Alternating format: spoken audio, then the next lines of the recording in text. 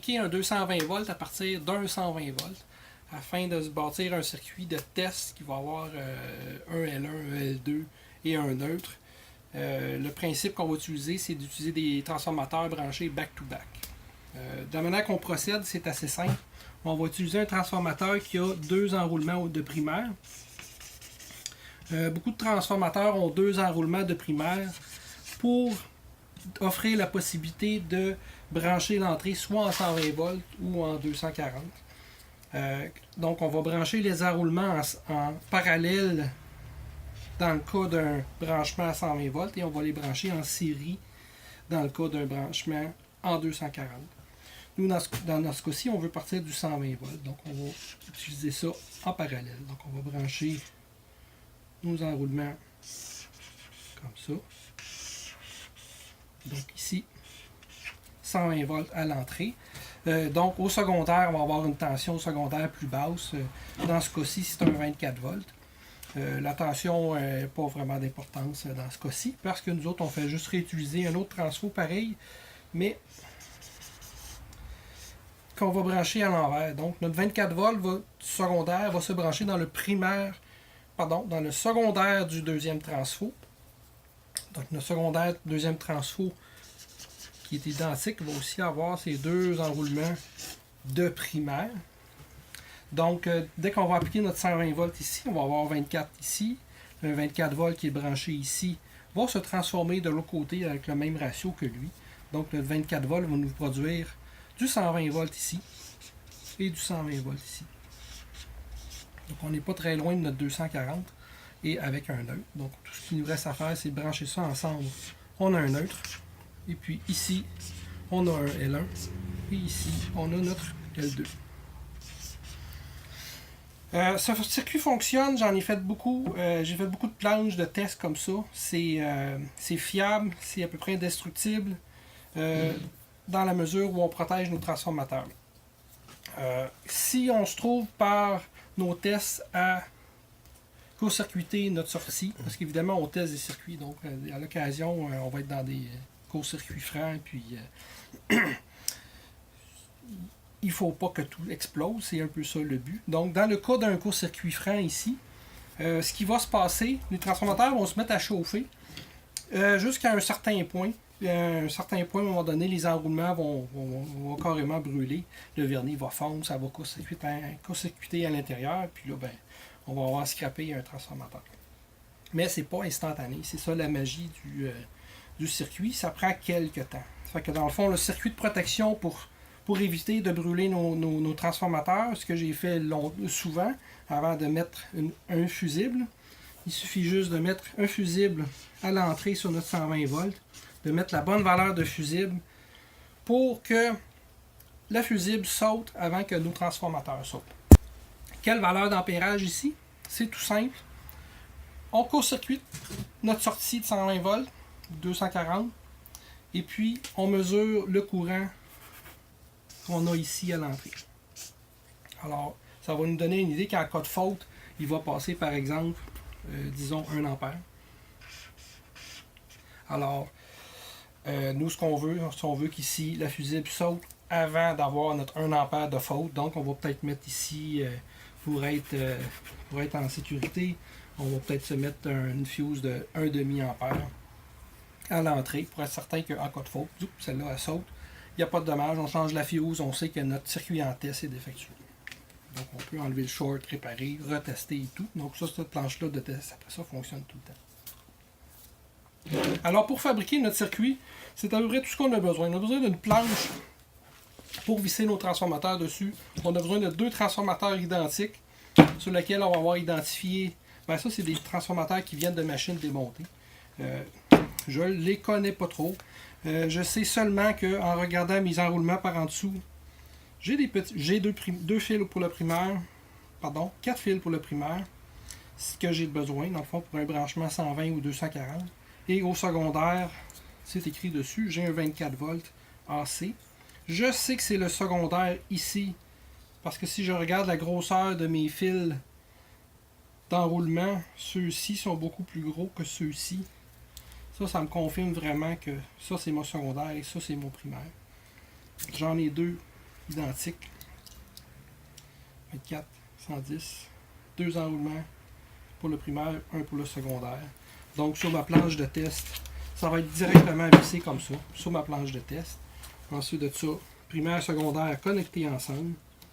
Et ici, au primaire de 1, ou en fait, si je suis mon dessin, si mon 120 volts rentre ici, alors les enroulements vont être branchés en parallèle ici avec mon fusible.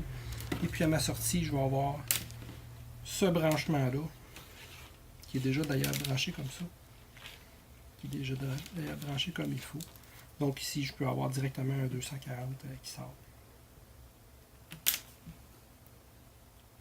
Je vais sortir ma pince et on va faire une petite démo tout rapide.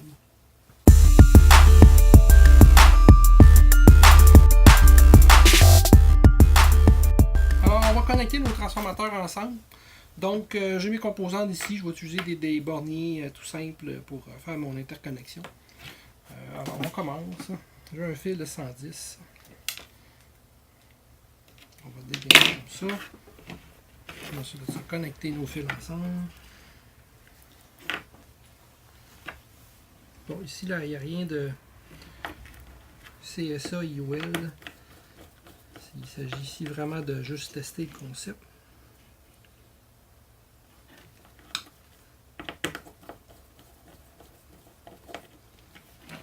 Ensuite de ça, on a nos 2 enroulements.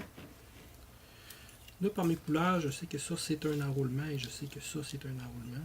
Je dis ça, mais ils sont même déjà ensemble. Excellent. Je crois qu'ils les ont mis ensemble.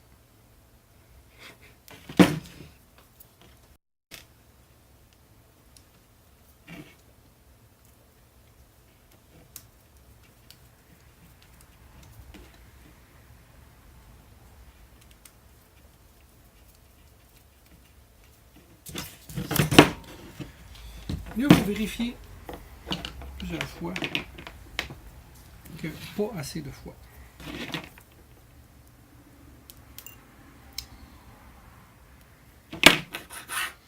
Quand je fais mes branchements, j'essaie tout le temps de pondérer le coût de mes erreurs. Si je fais une erreur, qu'est-ce que ça me coûte? Est-ce que je mets le feu à la maison? Est-ce que je détruis un transfo? Est-ce qu'il y a juste une fiose qui saute? Ensuite de ça, ça donne une bonne indication du degré de vérification qui est requis. Est-ce que je dois vérifier 4 fois? C'est vraiment comme il faut. On peut y aller rapidement pour faire un test.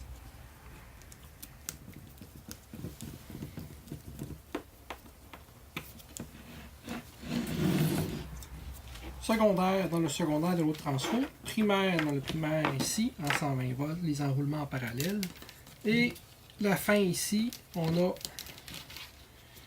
les 2 enroulements ici qui sont ensemble. Et puis ensuite ça, les 2 autres enroulements qui dépassent pour nous donner un neutre qu'on va mettre au centre.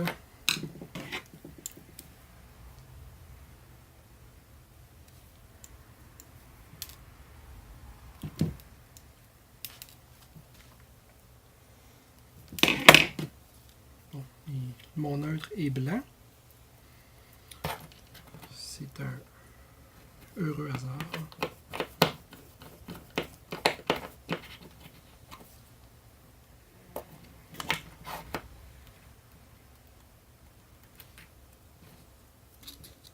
Si on dévisse ça, ça va rentrer.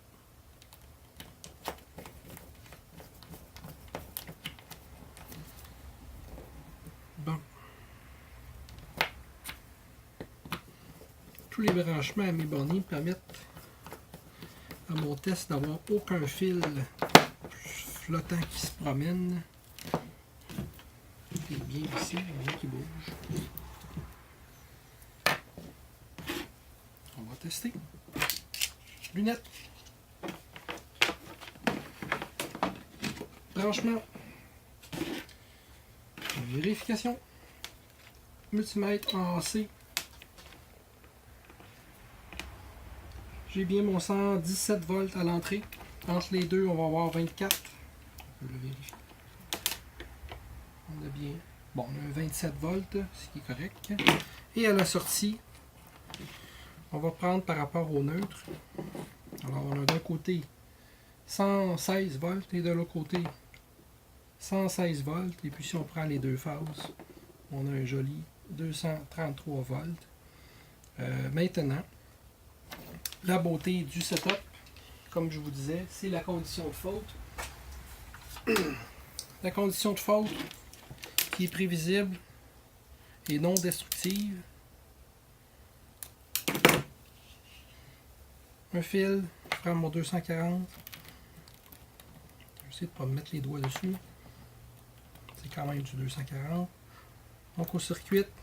Presque pas de métal. Ben, il n'y a pas de métal qui revole. Seulement une légère étincelle qui se produit. Et puis, je veux mesurer la fuse que j'ai besoin. Donc, je vais carrément mesurer le courant en condition de faute. Pince ampère métrique. Pas une énorme précision, mais ça donne quand même une bonne indication. Pince ampère métrique au niveau du primaire.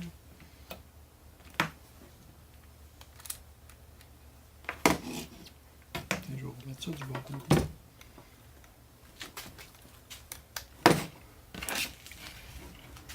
Le fusible pourrait être aussi à ce niveau ici, ça n'a aucune importance. En pratique, en se mettant directement sur le primaire, ben on protège tout le circuit au complet.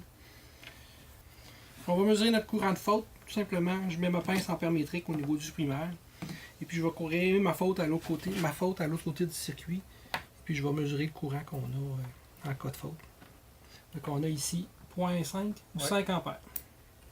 Donc un 5 ampères, en réalité, au primaire, je vais me mettre une fusible de peut-être 2 ou 3 ampères, ça va être suffisant. Plus que ça, ben on a le risque que les transformateurs aient le temps de faire défaut. Les fusibles ne sautent pas immédiatement. Fait que pour la fusible, ici dans le fond à l'entrée, comme on a lu 5 ampères, on peut se mettre une fusible de 2 ou 3 ampères. Faut se rappeler qu'une fusible, c'est très long à activer. Une fusible de 10 ampères va prendre absolument 10 secondes à ouvrir. Donc, si on veut que ça rouvre assez vite, on a intérêt à mettre la valeur de la fusible beaucoup plus basse. On va le tester. On a dit que 5 ampères était le courant de faute. Alors, je vais choisir une fusible de... Pour les tests, on va mettre une 3 ampères. Qui va fitter là-dedans. Moi, j'en ai pas. On va mettre une... On va mettre une 2 ampères. Parce que c'est ça que j'ai sous la main. C'est ça que j'ai qui va rentrer là-dedans. On sait de toute façon que... à 2 ampères, on va bien protéger notre circuit en cas de faute.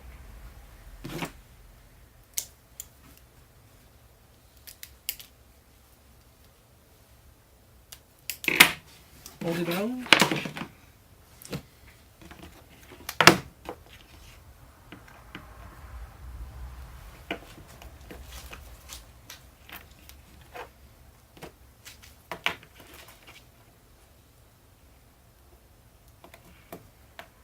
Encore une fois, les terminal blocs, ça coûte pas grand chose, puis ça permet de faire des tests très rapides, très sécuritaires, parce qu'il n'y a pas de fil qui se promène sur la table.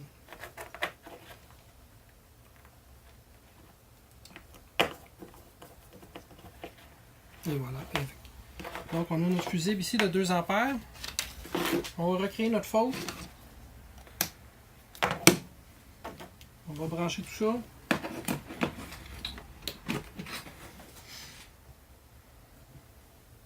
On va créer notre faute à la sortie.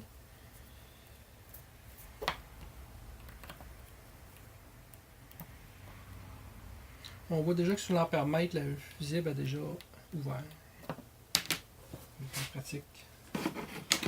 Puis on vérifie tout ça ici. Effectivement, la fusible nous montre clairement une ouverture.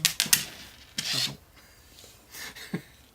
Donc si on vérifie la fusible, effectivement la fusible est de toute évidence ouverte. Là, ça a brûlé à l'intérieur. La faute n'a pas créé de destruction de notre transformateur, ça on en est certain à ce point-ci. Alors ça complète la démonstration sur les transformateurs, puis la création d'un 220 volts avec un neutre à partir de 120 volts. Un setup qui permet ensuite de ça de pouvoir tester rapidement un circuit de spa qui est alimenté sur le 220. Évidemment, il ne faut pas oublier dans notre setup que notre capacité de courant au secondaire est limitée. On ne peut pas dépasser plus que 1 ampère de charge. Dans un circuit comme j'ai fait ici là, présentement avec un fusible de 2 ampères à l'entrée, il faut comprendre qu'on a une transformation de puissance à peu près 1 pour 1. Peut-être moins parce qu'en réalité, on a des pertes. Un transformateur, c'est pas efficace. Donc, si on a une capacité de 2 ampères de courant sur 120 volts à la sortie, de l'autre côté, on a une capacité de courant d'abord divisé par 2 parce qu'on a 220 volts. Et puis en dessous. Donc, si c'est 2 ampères, on a à peu près 1 ampère disponible. Moins que ça parce qu'en réalité, on a nos pertes d'efficacité. Donc, peut-être 0.8, 0.75 ampères. Mais c'est assez absolument pour alimenter un circuit sans pompe puis de voir au moins que le topside allume puis que nos fonctions répondent et tout. Merci.